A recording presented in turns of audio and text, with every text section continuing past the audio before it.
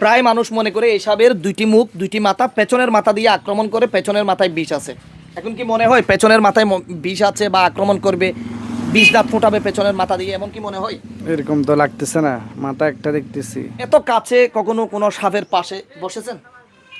এই আমার মনে হচ্ছে আরেকবার এরকম ব্যান্ডেড ক্যাট নিয়ে আপনার পাশেই ছিলাম আর কি। আর জি জি আর জি, কখন সেটা তো মৃত ছিল। হ্যাঁ সেটা। সেটা আমরা ঘটনাস্থলে আসতে না আসতে মেরেই ফেলেছে, আজকেরটা জীবিত। তো অনুভূতিটা কেমন লাগছে এত কাছে বসে একটা সাপের সাথে, যে সাপ একেবারেই পৃথিবীর তীব্র একটা বিষধর সাপ? সত্যিকার অর্থে আগে ভয় লাগতো, কিন্তু আপনার সাথে কয়েকটা এরকম প্রোগ্রামে অংশগ্রহণ করার পর এবং ভিডিও দেখার পর এখান থেকে আর ভয় খুব কম লাগে আর কি।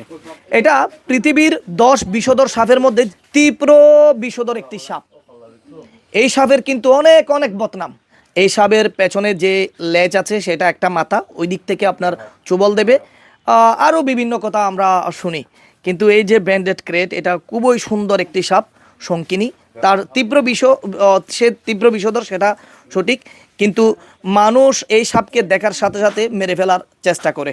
আর আমরা জানি না এই সাপ আমাদের আশেপাশের অন্য বিষধর সাপকে খেয়ে পরিবেশের ভারসাম্য রক্ষা করে। আর যেই জায়গায় বিষধর সাপ নেই সেই জায়গায় সে জলডোরা, অন্য অন্ধ সাপ, আরও বিভিন্ন ধরনের আপনার সাপ খেয়ে তার জীবন বাঁচিয়ে রাখে। ধন্যবাদ যারা আমাদের সাথে যুক্ত আছেন।